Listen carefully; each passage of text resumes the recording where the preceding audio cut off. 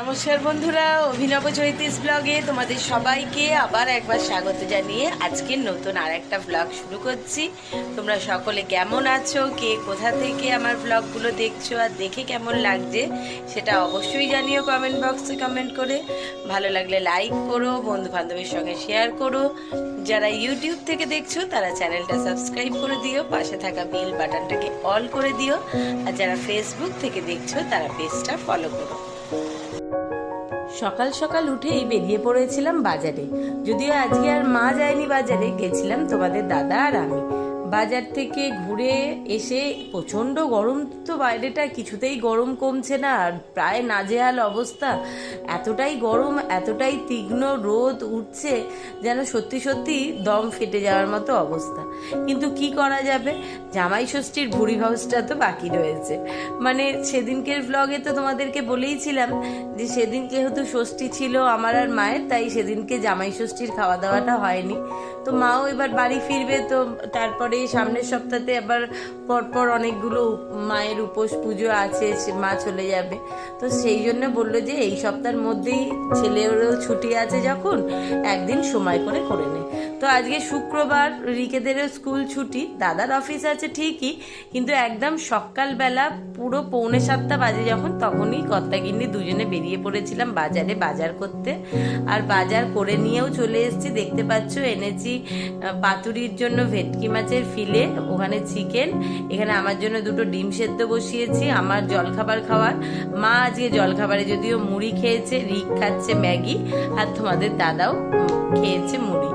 তো আমি butter toast করে দেবো বলেছিলাম, ওরা কেউ খেতে চাইলো না, বললো গরমে অল্প করে এক মুঠো হালকা মুড়ি দাও, আবার দুপুরবেলাও একটা, যাই হোক যত হালকার ওপর হলেও তো একটু রিচ খাবার দাবার, তার থেকে সকালে হালকা খাওয়াই ভালো। যাই হোক, মা এখন মুড়ি খেতে বসেছে, তার তো মুড়ি দুটো চারটেই নিক আর একটু বেশিই নিক, খেতে 1 ঘন্টা সময় লাগবে।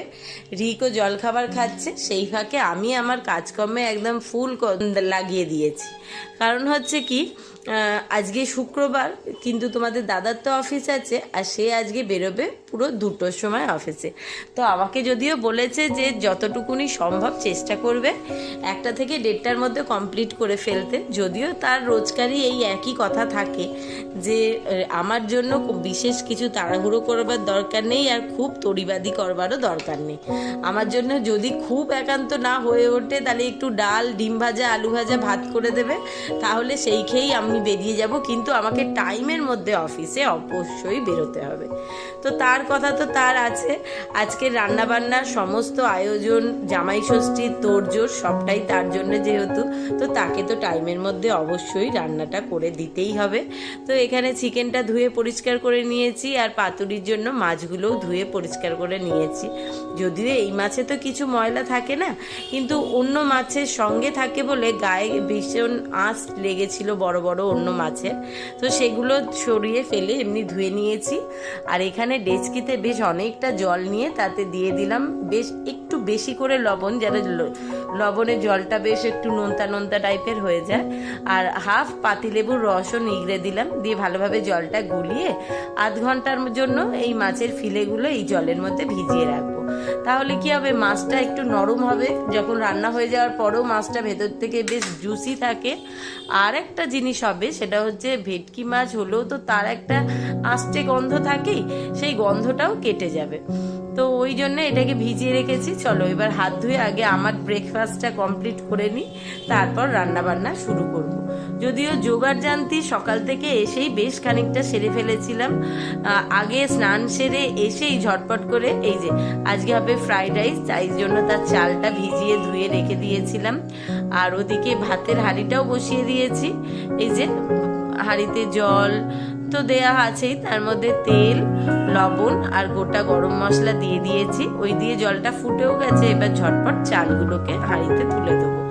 আর এদিকে মেন হচ্ছে কি জানো তো, রাইস করতে তো একেবারেই সময় লাগে না, সেটা খুবই তাড়াতাড়ি ঝটপট হয়ে যাবে।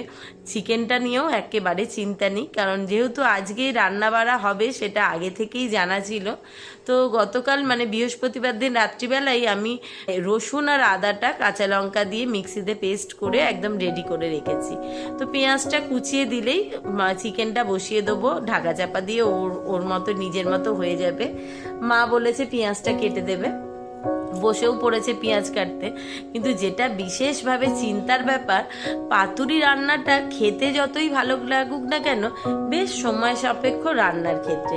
বেশ পরপর অনেকগুলো ধাপ, মানে প্রথমে মাছ ধোয়া, মাছটাকে জলে কিছুক্ষণ ভিজিয়ে রাখা, সেটাকে জল থেকে তুলে একটুখানি হাওয়ায় শুকুর দেয়া, যেন বেশি জল থাকলে ম্যারিনেট করাটা পাতলা হয়ে যাবে। আর এখানে দেখতেই পেলে মিক্সির জারের মধ্যে সাদা সর্ষে, কালো সর্ষে, পোস্ত, কাজু বাদাম, টক দই, আর দিয়েছি স্বাদ মতো লবণ, একটু হলুদ, কাঁচা লঙ্কা। আর এবার কিছুটা এখানে নারকেল কুড়িয়ে রেখেছি, প্রায় আধমালার মতো। তার থেকে কিছুটা নারকেল এই ইয়ের মধ্যে দিয়ে দিলাম, পেস্টের মধ্যে। ওটার সঙ্গে সমস্ত একসঙ্গে পেস্ট হবে। আর কিছুটা এমনি কোরানো নারকেল রাখবো, ওই ওপর দিয়ে ছড়িয়ে দেবো। তাহলে বেশ কিছুটা নারকেলের স্বাদ ওপরে পাওয়া যাবে, বেশ ভালো লাগে মুখে একটু নারকেল কুড়ো পড়লে। আর মাছগুলোকেও এখান থেকে যেমন বললাম জল থেকে তুলে আর শুকনো কাপড়ে করে একটু যতটা সম্ভব হাতে করে চেপে চেপে জলটা, এক্সট্রা জল ফেলে দিয়েছি, আর শুকনো কাপড় দিয়ে মুছেও রেখেছি। এদিকে ভাতটাও হয়ে গেছিল, তাই ফ্যান ঝরবার জন্য দিয়ে দিয়েছি। এদিকে পেস্টও রেডি। চলো এবার ঝটপট করে মাছের ম্যারিনেটটা করে রাখি। মাছটা ম্যারিনেট হয়ে যতক্ষণ আধ ঘন্টা থাকবে, একটু বেশি সময় থাকলে বেশি সময় ধরে রাখলেই ভালো, কিন্তু যেহেতু মাছ খুব একটা সময় লাগে না ম্যারিনেট করে রাখতে, আর দ্বিতীয় কথা বিশেষ সময়ও হাতে নেই। তো যাই হোক, এই নারকেল কুড়োটা বাকি রেখেছি, ওপর থেকে ছড়াবো, বাদ বাকিটা তো তখন দেখতেই পেলে। আর এখন মাছগুলোকে গামলার মধ্যে নিয়ে দিয়ে দিয়েছি সামান্য একটুখানি গ্রেট করা আদা। এই আদাটা একটুখানি দিলে, মানে খুব সামান্য, হাফ চা চামচেরও কম, কিন্তু টেস্টটা খুব ভালো আসে। এখন আবার দিয়ে দিলাম আধখানার মতো পাতিলেবুর রস নিগড়ে। মায়ের পেঁয়াজ কাটা এখানে হয়ে গেছে, এটা ম্যারিনেট করেই আগে মাংসটা বসাবো।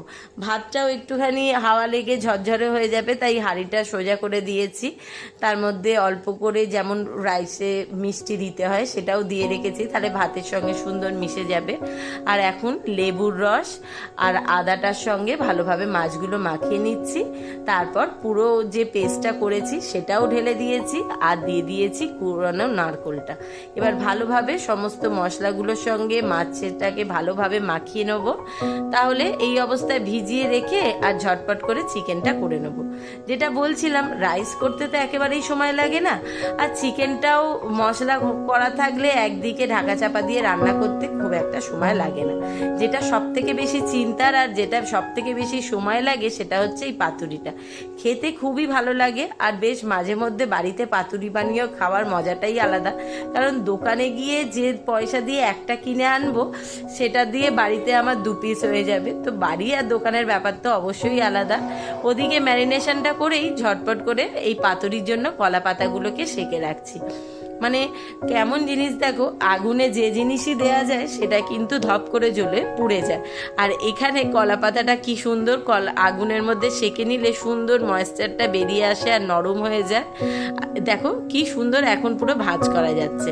মানে এই অবস্থাতেই রাখতে হবে যেন পাতুরিটা সুন্দরভাবে ভাঁজ করে দেয়া যায়। পাতাগুলো সুন্দর নরম হয়ে গেছে, থাক এটা এইভাবে রেখে আগে ঝটপট করে চিকেনটা বসিয়ে নিই। এখানে সব থেকে যেটা ভুল হয়েছিল, সকালবেলা বাজারে বেরিয়ে মোটামুটি যে জিনিসগুলো লাগবে সেগুলো তো নিয়ে এসেছি, আর কাজু বাদাম কিশমিশ জানি ঘরেই আছে, তাই সেগুলো আর আনিনি। কিন্তু এখন ঢালতে গিয়ে দেখছি কিশমিশ প্রায় নেই, অল্প 2-4টে পড়ে রয়েছে। কি আর করা যায়, ওটাই দিয়ে দেবো রাইসে। আর এত বকবক করতে করতে আর ঝটপট তাড়াহুড়ো করে রান্নার জোগাড় করতে করতে মনেই নেই যে পাতুরিতে তো আসল জিনিসটাই দেয়া হয়নি, সেটা হচ্ছে সর্ষের তেল। সেটাই পরে দিয়ে রেখেছি, ওটা পরে ভালোভাবে মাখিয়ে নেবো। আর এদিকে রাইসের জন্য সমস্ত সবজিগুলোও কাটা হয়ে গেছে, গাজর, বিনস, ক্যাপসিকাম।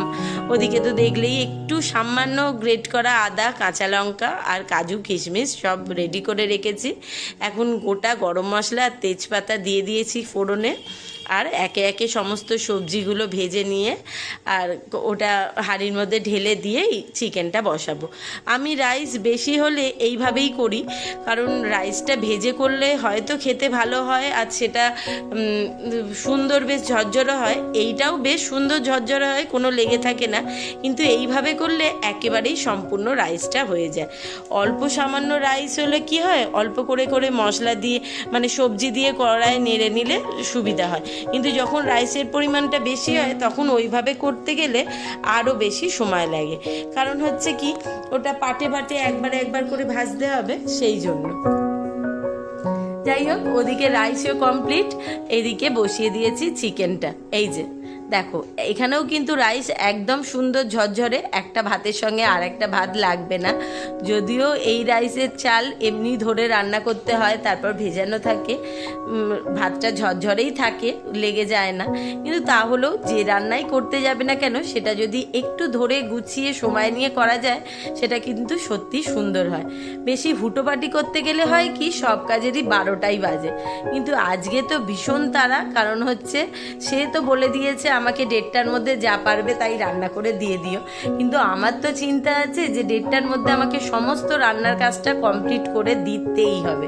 আর যেই কথাটা বলছি বারবার একই কথা, সেটা হচ্ছে পাতুরিটা কি একবার ম্যারিনেশন করতে হবে, একবার সেগুলোকে কলা পাতায় বাঁধতে হবে, আবার ভাজতে হবে বা ভেপারে দিতে হবে, তারপরে একবার জলে ভেজাতে হবে। এই যে পরপর প্রসেসগুলো, খাওয়ার যখন খাই তখন হয়তো এত খাটুনি হয়েছে বা এইটা একটা রান্না করতে এতটা সময় গেছে সেইটা মনে থাকে না, কিন্তু হুটোপাটির সময়তে এই তাড়াটা কিন্তু ভীষণভাবে বোঝা যায়। আর যেটা বলা, তোমাদের দাদা তো মানে বরাবরই বলে আসি, বেশি হাবজিগুবজি রান্না খেতে বা অনেক রকম আইটেম রান্না করলে খেতেও পছন্দ করে না, আর ভীষণ বিরক্তও হয়। তো মনে করলাম এগুলো একদম সহজ পথ, ঝটপট করে করা যাবে। তো ইচ্ছা ছিল ইলিশ মাছ করবার, সেরকমই বলে গেছিলাম, কিন্তু দাদা বাজারে গিয়ে বলল যে আজকে ভাবছি ইলিশ না নিয়ে গিয়ে পাতুরি হোক, তাই জন্যে আর যার জামাই ষষ্ঠীর উপলক্ষে করা, আমি আর বেশি না হ্যাঁ করলাম না। মা আগের দিনকে নিজের মতো করে আমার সঙ্গে বেরিয়ে যা সমস্ত জিনিসপত্র ষষ্ঠীর জন্য লাগবে সেগুলো তো বাজার দোকান করেই আনা হয়েছিল, আর আজকের বাজার দোকানটা করতে আর মা যায়নি, আমাদেরকেই সমস্ত দিয়ে দিয়েছিল টাকা পয়সা, যে যেমন ও খেতে ভালোবাসে বা যেটা ও বলে সেই রকম তোরা করে নিয়ে আসবি। তো সেই জন্য সকাল সকাল হুটোপাটি করে ভাগ্যিস গেছিলাম, আর কিছুক্ষণ পরে গেলে হয়তো পাতুরির মাছটা পাওয়া যেত না। চিকেনটা বসিয়ে এদিকে ঝটপট করে আমি আর রিক দুজনে হাত লাগিয়ে পাতুরির মাছগুলোকে সুন্দর করে কলা পাতায় মুড়ে নিয়েছি। আমি কলা পাতায় মুড়ছিলাম আর রিক ভীষণভাবে সঙ্গ দিয়েছে, ও সব কটাকে সুতো দিয়ে দিয়ে বেঁধে দিয়েছে। এখানে ভাপে বসাবো বলে হাঁড়িতে জল ফুটতে দিয়েছি, আর এখানে চিকেনটা রেডি হয়ে গেছে, কিন্তু ওটাকে এখনো কড়া থেকে ঢালা হয়নি। একটুখানি কষাই করব, এখনো সামান্য যদিও গ্রেভি রয়েছে, আমি এই অবস্থাতেই নামিয়ে দিলাম। কেন? কারণ হচ্ছে কি, খাবার আগে এটাকে আরও একটু কিছুক্ষণ ফুটিয়ে নেব, তাহলে গরম গরম খেতে ভালো লাগবে। যদিও ঠান্ডা গরমের সময়তেই হোক আর ঠান্ডার সময়তেই হোক তোমাদের দাদার গরম খাবার একেবারেই পছন্দ নয়, কিন্তু আমার এই সমস্ত জিনিস গরম খেতেই ভালো লাগে। প্রায় মিনিট 20-25 মাছটাকে একটুখানি ভাপে সেদ্ধ করে নিয়ে যেমন ভাপা হয় আর কি, নামিয়ে নিয়েছি। আর এখানে রিক আর তোমাদের দাদার মতো খাবারও বেড়ে দিয়েছি। একদম 1:10-এর মধ্যে আমার সমস্ত রান্না কমপ্লিট শুধু হয়নি, খাবারটাও বেড়ে গুছিয়ে দিয়ে দিতে পেরেছি। উনি 1:30টার মধ্যে আরামসে খাওয়া দাওয়া করে বেরিয়ে যেতে পারবে। এখন দুজনেরই খাবার রেডি করে দিয়ে দিয়েছি, চিকেন, রাইস আর পাতুরি। খুব সামান্য জামাই ষষ্ঠীর আয়োজন, কিন্তু রান্না করতে বেশ খানিকটা সময় গেছে। খেয়ে কেমন হয়েছে, মানে খেতে কেমন লেগেছে বা রান্নাটা কেমন হয়েছে সেটা তো ওরা বলবে।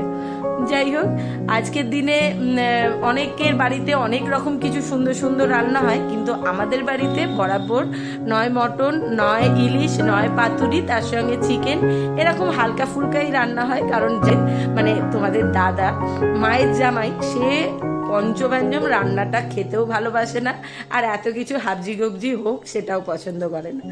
যাই হোক, কথা বলতে বলতে সমস্ত কাজ কমপ্লিট করে ফেলেছি, ওদেরকেও খাবার দিয়ে দিয়েছি, এবার ওদের খাওয়া শুরু করবার পালা।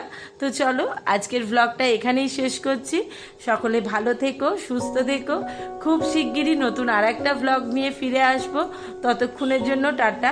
কিন্তু এখনো পর্যন্ত আমাকে সেভাবে কেউ রিভিউ দেয়নি যে খাবারটা খেতে কেমন হয়েছে, কারণ পাতুরিটা এতটাই গরম, কলা পাতা থেকে বার করতেই তাদের হাতে ছ্যাঁকা খাচ্ছে, আর ঝটপট করে নাবিয়েই তো খেতে দিয়ে দিয়েছি, তাই গরমটা একটু বেশি লাগছে।